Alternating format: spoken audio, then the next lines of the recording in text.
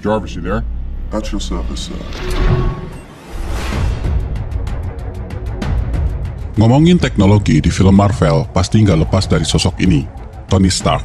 Apalagi kalau ngomongin baju Iron Man-nya, yang setiap kali muncul dari film ke film semakin canggih. Pasti banyak dari kalian yang pengen rumah editor ngebahas ini, apalagi kostum terakhirnya yang memiliki teknologi nano. Tapi sabar guys, hari ini kita nggak akan ngebahas soal bajunya. Ada yang lebih penting dari itu, yaitu teknologi yang ada di dadanya Tony Stark. Mengapa penting? Karena ini ada hubungannya dengan teknologi yang saat ini sedang dibangun di Prancis, dan rencananya baru selesai di tahun 2025. Proyek ini disebut ITER, International Thermonuclear Experimental Reactor. Ini adalah sejenis reaktor fusi, tapi berukuran raksasa, yang terbesar di dunia. Tapi teknologinya kurang lebih sama dengan yang ada di dadanya Tony Stark. Nanti kita lihat bagaimana cara kerjanya. Tapi yang pasti, kalau proyek ini berhasil, mereka akan bikin PLN nangis darah.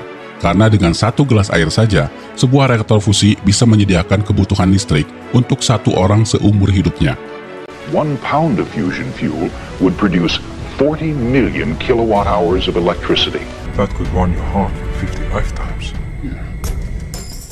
Oke guys, kita kembali dulu ke goa di mana Tony Stark disekap, sampai menciptakan baju besi pertamanya. Di sini diceritakan kalau Tony Stark diculik oleh sekelompok teroris. Celakanya, jantungnya terkena pecahan bom yang membahayakan nyawanya. Beruntung ada Yinsen, seorang dokter yang juga disekap di gua itu. Yinsen menanam elektromagnet di dadanya Tony Stark supaya sisa pecahan bom itu tidak masuk ke jantungnya. Tony Stark diculik karena para teroris memintanya membuatkan misil. Tapi apa yang dilakukan Tony Stark? Bukannya membuatkan misil, tapi membuat alat ini. That doesn't look like a Jericho missile. That's because it's a miniaturized arc reactor. Arc Reactor. Arc singkatan dari Affordable Robust Compact, alias murah, kuat, kecil. Ini adalah miniatur reaktor fusi. Reaktor fusi itu apa? Nanti kita bahas. Tapi faktanya, dalam kenyataan, arc reactor adalah reaktor fusi ukuran kecil yang dikembangkan oleh MIT, kampus terkenal di Inggris. Ukurannya kurang lebih sama dengan yang ada di kantornya Tony Stark. Menariknya, di Iron Man sendiri, Tony Stark diceritakan adalah lulusan MIT. And at 17, he graduated summa cum laude from MIT. Maka wajar kalau di sini diceritakan kalau Tony Stark berhasil membuat arc reactor. Bahkan dalam keadaan terancam, dia berhasil membuatnya lebih kecil lagi sehingga masuk di dadanya. Nah, sekarang kita bahas apa sebenarnya reaktor fusi itu, seperti yang dibuat Tony Stark dalam versi mini. Singkatnya, reaktor fusi adalah mesin yang meniru cara kerja matahari. Meniru matahari? Kalian pernah dengar berita kalau Cina berhasil membuat matahari buatan? Itulah contoh reaktor fusi. Jadi jangan salah paham, mereka bukan membuat matahari, tapi mereka meniru cara kerja matahari. Jadi bagaimana cara kerja matahari? Coba kita dengarkan penjelasan dari anak ini. Hydrogen 1 atoms. The sun is made up mostly of these. Now, what if two of them collide? Then one of them will turn into a neutron and you get hydrogen 2. Next, it collides with another atom and becomes helium 3. And then it collides with another one and you get helium 4. Masih nggak ngerti?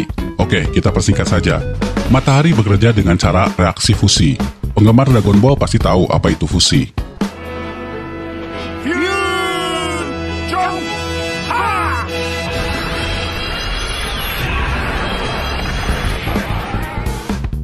Intinya fusi adalah penyatuan dua inti atom. Dalam hal ini, bahan bakar hidrogen yang ada di dalam matahari saling menumbuk satu sama lain, sehingga dua atom hidrogen bisa bersatu membentuk helium. Penyatuan inti atom ini menghasilkan energi yang sangat besar.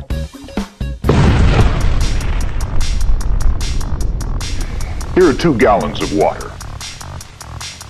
There's a little less than 1/100 of an ounce of heavy hydrogen in here, costing only a few cents to extract it from the water.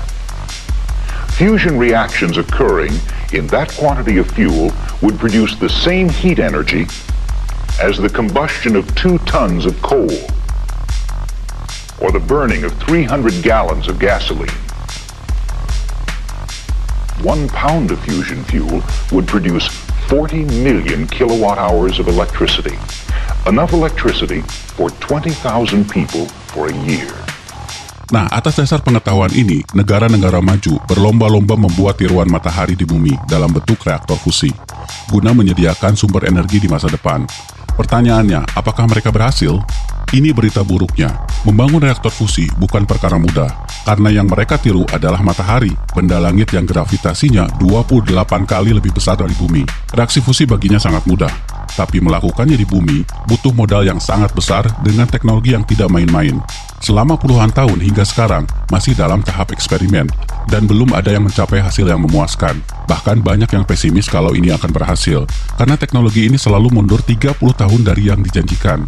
So as I say, a lot of you will have heard of fusion, and probably a lot of you will have heard the long foretold circumstance that fusion is always 30 years away. Arc reactor technology. That's a dead end, right? Maybe. Am I right? We haven't had a breakthrough in that in, 30 years with this shit. Jadi sejauh ini yang berhasil membuat reaktor fusi dan memanen energi dari reaktor itu cuma Tony Stark. Ya wajar karena dia Genius, billionaire, playboy, philanthropist. Nah, karena sulitnya membangun reaktor fusi ini, 7 negara sepakat bekerja sama membangun reaktor, dan ini akan jadi yang terbesar di dunia. Proyek ini disebut ITER, dibangun di atas tanah seluas 180 hektar di Prancis. Matahari buatan yang ada di Cina sebetulnya merupakan salah satu persiapan menuju proyek besar ini, karena mereka salah satu dari anggotanya. Penyusunan reaktornya sendiri baru dimulai 2020 kemarin di tengah pandemi, dan rencananya baru akan selesai di tahun 2025. Itu pun baru tahap memanaskan plasma. Menurut perkiraan, proyek raksasa ini akan menelan biaya hingga 65 miliar dolar. Silakan hitung sendiri dalam rupiah. Sekarang coba kita lihat sekilas cara reaktor ini bekerja. Hampir semua reaktor fusi memiliki bentuk yang sama, yaitu di dalamnya ada tabung mirip donat yang disebut tokamak, diambil dari bahasa Rusia. Kalian juga melihatnya di Iron Man. Nah, dalam tokamak ini, bahan bakar hidrogen akan ditempatkan, lalu dipanaskan sampai 150 juta Celcius, 10 kali lebih panas dari matahari. Inside the tokamak machine, 2 types of hydrogen gas, deuterium and tritium, are mixed together into a super hot state called a plasma. Now, when running, this plasma can reach the incredible temperature of 150 million degrees. Large magnets in the wall of the tokamak contain the plasma and stop it from touching the sides where it can cool down.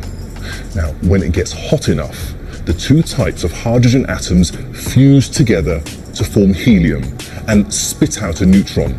Now, these neutrons fly out of the plasma and hit the walls of the tokamak, but they carry energy, and the hope is that this energy can one day be used to heat up water, turn it into steam, to drive a turbine and generate electricity. Oke guys, kira-kira begitu cara kerjanya. Nah, menurut kalian apakah reaktor fusi yang sedang dibangun di Prancis itu akan berhasil? Ya, kita tunggu saja sampai 2025. Oke, kita kembali ke Iron Man. Apakah mungkin Tony Stark membuat reaktor fusi sekecil itu? Kalau melihat kenyataan sulitnya membuat reaktor tadi, hal ini tidak mungkin. Reaktor fusi haruslah berukuran besar. Tapi bukan berarti film ini sepenuhnya ngarang. Karena ada satu teori yang terkenal yang disebut cold fusion. Cold fusion adalah reaksi fusi yang terjadi pada suhu normal. Jadi tidak harus sampai jutaan Celcius seperti yang kita bahas tadi. Dan ukurannya bisa sangat kecil seperti punyanya Tony Stark. Teori ini didasarkan pada penemuan 2 ilmuwan di tahun 1989. Martin Fleischmann dan Stanley Pons. Mereka berdua melaporkan adanya energi yang tak terduga ketika mereka mereaksikan palladium di dalam air yang mengandung deuterium.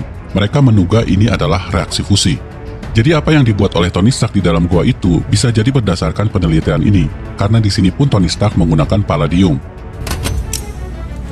That's palladium, 0.15 grams. You need at least 1.6, so why don't you go break down the other one? Namun sayang, cold fusion yang dilaporkan 2 ilmuwan tadi dianggap sebuah kesalahan. Secara metode tidak ilmiah, dan secara pembuktian tidak konsisten. Karena itulah mungkin di Iron Man, teknologi ini tidak disebut cold fusion, tapi lebih kepada arc reactor, reaktor fusi mini yang dikembangkan MIT. Alasan ini juga yang mungkin menyebabkan di Iron Man kedua, diskenariokan kalau Tony Stark teracuni oleh palladium. Check palladium levels. Blood toxicity, 24%.